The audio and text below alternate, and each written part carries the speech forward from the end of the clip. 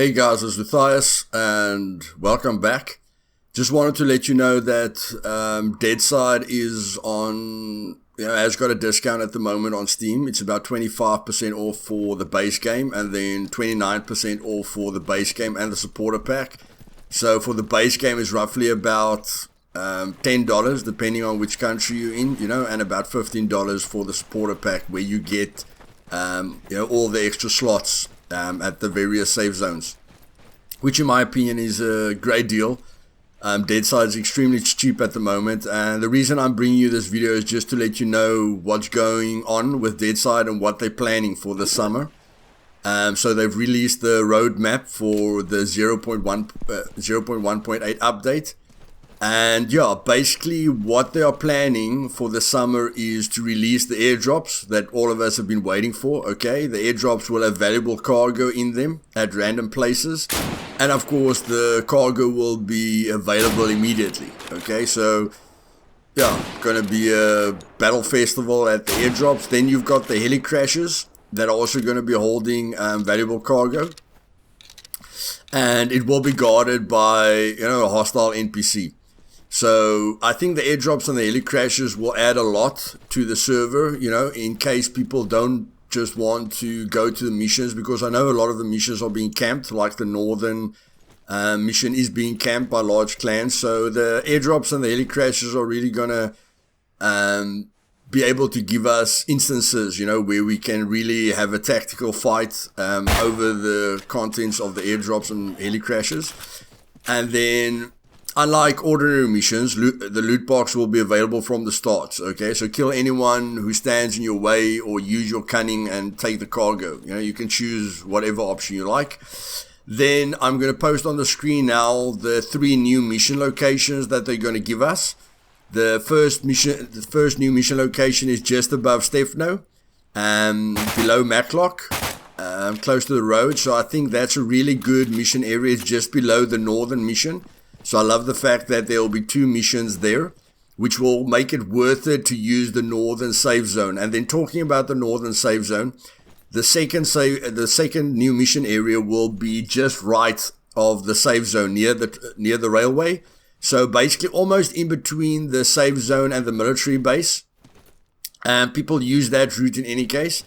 But I'm glad that, they're putting another mission there so that we've got 3 missions that we can do in the north, making it worthwhile for us to use the northern save zone. Because at the moment, I'm only using the southern save zone with my base because, there's regular missions in the south and all the action seems to be there. And like I say, when I go to the northern mission, on full servers, it tends to be camped by large clans because they know, it's only the epic mission that spawns there, which I hope they change as well. I hope they make it so that epic missions spawn everywhere. But in any case, the last mission area they're going to put right next to my favorite area, Yantar. So it's going to be to the right of Yantar. Looks like that little swamp area there. So yeah, a place where nobody really goes to. So I'm loving the fact that they're going to put a mission down there. And then they're going to add new points of interest, and visual content, which is great for the game as well. So they're going to add underground military bunkers, which I think is going to be a fantastic competitive zone as well. And then they're going to add agro-industrial complex. Okay, I'm not sure exactly what that means, but they will be adding industrial complexes. And then new environmental objects, probably the same as what they've added in the last patch, with like the military base has got a lot of tanks and extra sandbags and, various things for us to use as cover, which I think added a lot to the game. And then they're going to add new firearms and equipment to the game as well. They said a light machine gun, which is the RPK, then another light machine gun, which is the HK MG36. And then anti-material sniper rifle, which is an M99. And then a tactical assault vest with armor plates, which is very interesting for me. I mean, armor plates we usually use in Call of Duty. So it will be very interesting how they implement the armor plates. Can you put more armor plates in it, or is it just a tactical vest that has an armor plate in it? I know that a lot of guys want backpacks, want more backpacks that can carry guns. I know some guys have even asked for a backpack that can only carry like 4 guns, that they can farm the guns. I'd like it if they add, another backpack that can carry guns as well. And the fact that you can't carry the Mosin in the backpack, I hope they change that as well, because the AK you can sell for 10,000 and the Mosin you can sell for 10,000 as well. But I'd like them to fix that so you can carry the Mosin, in your backpack as well, which makes a huge difference, because if you're not taking the AK or the Mosin back to the base, you're just going to get 6,000 for a gun.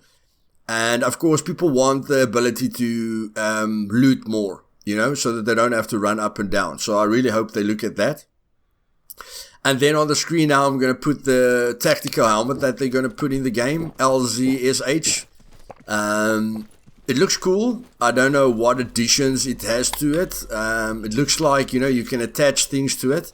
So that's quite interesting. But again, no face protection. So yes, it's a cool helmet. I hope they add another helmet that's very expensive. Something that gives you an intense amount of armor on your head, your chest, and your legs. Something that can protect your legs. Excuse me. Something that can protect your legs and your head and your chest. So if you've earned it, and if you've farmed the resources or the missions, so that you can be a force to be reckoned with in any way, that a guy can't just blow your kneecaps off or, one shot you in the head or something like that. I'd like them to add very expensive items to the game so that the guy who's really worked his butt off, is rewarded. So on the screen now, I'll give you the helmet and one of the new guns. And then they're going to add PvE modes and features. Like players can't damage each other, and marker over characters' head to help you differ the player from the NPC. Which I'm not clear about, because we've already got our clanmate's name, above him. So I don't really know what this is for. Maybe you can mark other players, I'm not sure. But I'm not crazy about the fact that you'll maybe be able to mark more players, basically that your clan can be bigger than it must be. But that is, I'm going to tell you guys that they're going to increase that on private servers as well. And then very interesting, they've got a new HP regeneration system, a new powerful first aid kit with negative effects for hunger and hydration indicators, which I like. Again, if they can give me a very expensive medical kit, that drains my hunger and my water faster, I don't care. But if they give me an option, which I have to retrieve at missions or by killing a player or by buying it at the save zone, I really love the fact that I'll have something to boost my health up, very quickly. Again, just giving you the edge as a solo player to sustain yourself on the battlefield. And then health regeneration near a campfire. So that gives the campfire a purpose, so that you'll be able to, sit by a campfire, not just enjoy the immersion of the campfire, but that it actually regens your health, which is quite cool. Although that's basically just for immersion, because if you've got bandages and stuff, I don't know how fast your health will regenerate at a campfire. But again, if we've got sterilized rags and we've got bandages, then I don't really see the purpose of that, but it's a good feature. Then other changes is an option to turn on and off, the scope by pressing or holding a button, which is cool. Maybe to take the scope off, or to I hope they make it so that you can change scopes very easily. But like the HMR, I know the HMR was almost supposed to have like a red dot on top that you can switch between, and I've seen in the controls that there are options for the scopes, to zoom in and zoom out and stuff like that, which we can't use at the moment. So I love them to utilize those controls. So even if you can just, take the 4 times and zoom it out to 2 times, or something like that, that will be a really cool feature. And then craft necessary amount of items in one craft cycle if you have enough resources. Well, which is nice, so that you can stack up the crafting. and then fix the ability to go through walls. Of course, I'd like them to do that because at the moment you can kill an AI, through a door or a wall. You can even be killed through a wall if you stand too close to the wall. So that will be very cool. And I'd like them to later in time, just maybe tighten up the borders around trees and stuff like that so that we don't shoot as much, into invisible walls that's quite difficult at some points. And then fix 4 other areas, additional work on improving performance and stability of the game, which in my opinion is the most important thing in Deadside. I play with high ping, but I have watched streams, so hit registry is still a problem. Killing AI, is still a problem because sometimes, the AI drops when they're supposed to drop, sometimes they don't drop. And I mean, when you put, 5 bullets into a gun, your bullets are doing 17 damage at least, even if the guy's got level 3 armor, you're doing at least 17 damage per shot. So, if you put more than 5 rounds into him, you're supposed to drop. And it happens with the AI as well. Most of the AI don't have any armor on, and when you put 3 bullets into them, you expect them to drop down, and they don't. So, yeah, I feel the performance and the stability of servers, for me, must be their main concern. And then just to end it off, for private servers, they're giving a lot of options. They're going to give us the option to increase the number of players in squads, from about 10 to 15 players that you can have in a squad. At the moment, I mean, if you want to create a server like that, it's fine, but in my opinion, the Zerg clans, they are trying to stay away from offline raiding, so they don't want to make the game like Rust. I don't really understand it, but I mean, if you've got your own server, then they have to give you the freedom for it. And I know a few YouTubers that have complained about it, but that's not very important to me. And it does start. I mean, a clan of 5 already looks like a Zerg fest at the moment. So on a server of 50 people, it's going to be insane if you can have 3 clans of 15 players. Then the solo players are going to have a difficult time. But in any case, they want to give the private servers more control, so I understand that. And this option I'm very excited about, especially since I'm running my own server, and you guys know I like hardcore elements. Option to set the bots difficulty, aim, damage, and health. I love this feature, not really the health, but the aim and the damage. Basically all 3, the aim, damage, and health. I would love to be able to tweak that, and again, I told you guys I would love bosses at mission areas. So except for the fact that they bring us ways to change the aiming, the damage, and the health, I'd love them to, because they're going to make it so that you can kit a player as well. Okay, starter kits for private servers, so that you can come into the server with certain gear on you. I'd love for them to enable us to kit the AI, okay, so that we can choose how many AIs in a mission have got the best gear on them. And then I'd love for them to enable the AIs at some point to use scopes as well, because at the moment with scopes, the AIs are just completely confused. They run in all directions, they've got no idea where you are. So it's breaking the PvE element a bit, when you've got scopes. I mean, the guys who don't have scopes, are still in danger. And I mean, on a full server, you're gonna get killed if you just, shoot with the scope all the time. But again, that is what they're planning to bring us in the summer. And then a welcome message that will pop up in the center of the screen when you join a private server. And then an option to set the base's lifetime. I know a lot of people don't like the 7-day time span for a base, so yeah, that's just something positive. If a guy spends 1 or 2 months building his base, then you don't want it to disappear very, very fast. The only negative thing to that is if people take up space and they don't keep playing on the server, like they quit the server, they go to another server, or they quit the game. They're basically their bases, like even if he just puts a plot sign down and puts down, a 1 unit base, and he doesn't stick to it. So you're going to have a lot of bases that stay there for longer, which is the other side, of letting bases last longer. I thought a week wasn't too bad. but it's still a great option for private servers.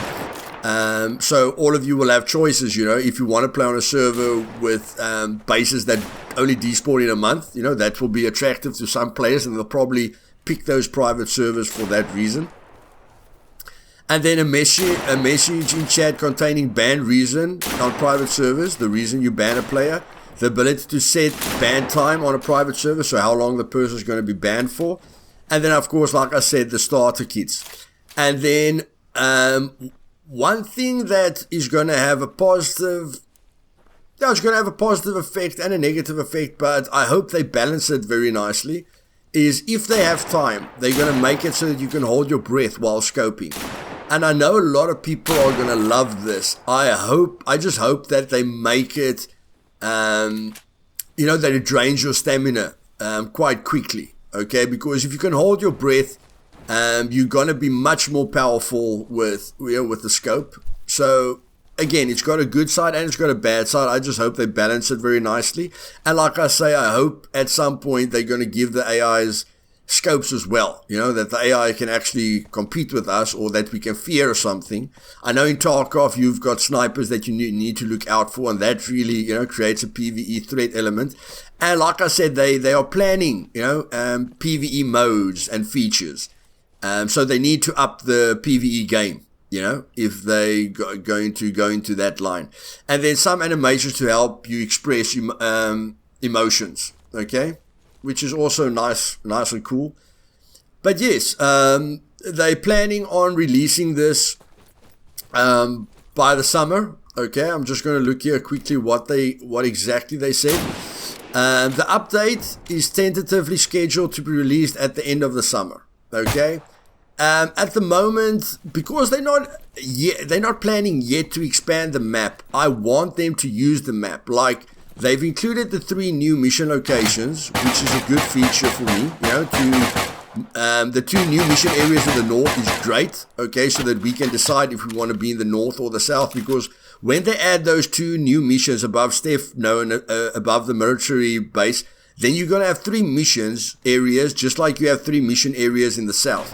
Yantar is all on its own, okay, but it's going to enable people to build in that, build a base in that empty area, and actually be near a mission area. So the one at Yantar is basically away from everything, it's being separated by that dam.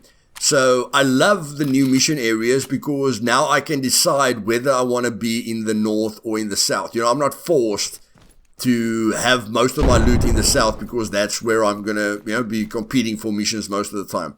So that's a really good feature. And because they're not expanding the map, I don't mind. There's still the area above the northern mission, the northern safe zone. There's still a large part of the map there, like 2 separate islands there, that's not being used.